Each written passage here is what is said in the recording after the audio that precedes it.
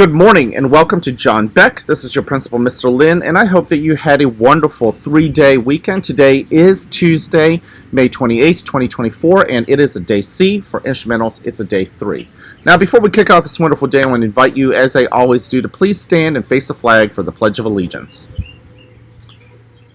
I pledge allegiance to the flag of the United States of America and to the republic for which it stands, one nation, under God, indivisible, with liberty and justice for all. Thank you. You can go ahead and take a seat. I'm so happy that you guys are here in school. I love the fact that you guys bring that trademark, awesome, amazing energy here to school. But let's not kid ourselves. I think most of us enjoyed having a little bit of a break from school. Now, everyone's 3-day weekend might vary. Some of you might have had an amazing weekend. Others may not have been so great. But guess what? We are here, and one of the things that I want you to do is, hopefully, if you haven't already done it, pause and think about how wonderful our country is. We do have a wonderful country. It's not perfect. In fact, that's why I keep telling you guys that we need to get you guys out there to show this world and our country what love, care, and encouragement really means, what it looks like. However, it's still a great country, and there are often times when I think and pause about what a wonderful country we actually do live in. It's a country that values liberty and independence. It values cooperation. It values rights and human rights. And not every country is like that. But, you know, the sad fact of it is that this country and all of the great things that it already does have, it didn't come free. And there are people, if you know much about history, who have sacrificed, given their lives, the ultimate sacrifice to protect our country, and oftentimes that is in the United States military, whether it's the United States Army, the Navy, the Marine Corps, Coast Guards, Air Force, and now very recently the Space Force. And with all of that being said, Memorial Day is a day for us to pause and memorialize, to remember those who gave the ultimate sacrifice on behalf of our country. So maybe you've thought about them. If you did, that's great. That's really what we're supposed to do. We're supposed to appreciate the blessings of what we have around here and thank those who gave the ultimate price, paid the ultimate price to give us what we do have in our country.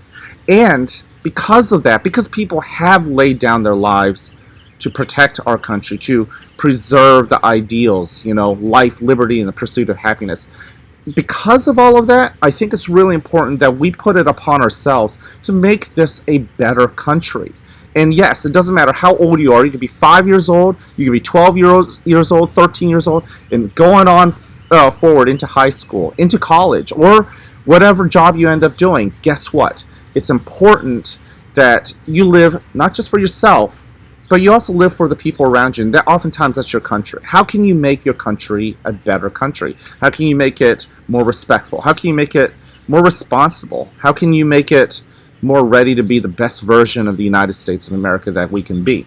Not just for ourselves, but also for other countries, other people, to see what we have. I don't know if you know this, but there are a lot of countries who look at the United States and they try to actually model themselves like us. They build a government, they want to build a government around some of the things that we have built ourselves around. When we earned our independence from Great Britain and we were a young country, there were a lot of people who were just making bets. The kings and the queens of Europe, thought that this was a grand experiment, this whole idea of a democracy and this idea that we should give people rights.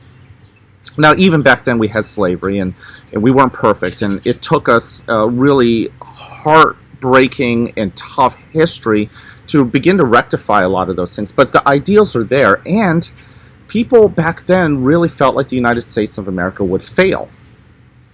But we haven't, and I think that's the whole point. Not only have we not failed, not only has our great experiment of democracy not failed, but people are beginning to want to be like us. Many of you guys know that I went to Taiwan earlier in the year. Taiwan at one point was not a democracy. And when they built themselves to be a democracy, they looked at the United States as a model.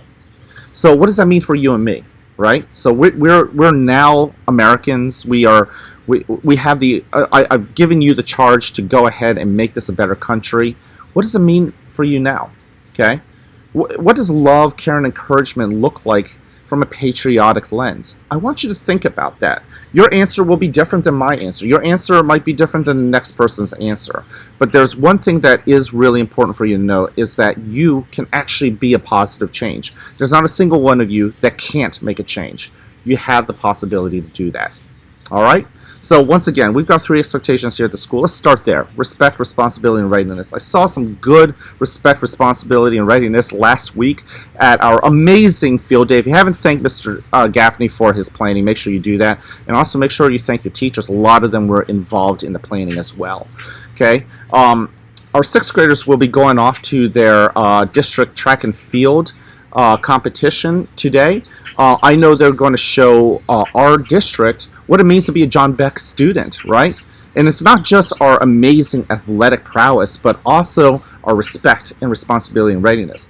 And 6th graders, if you're watching, make sure you give that love and encouragement and care to the others. I want to see good sportsmanship.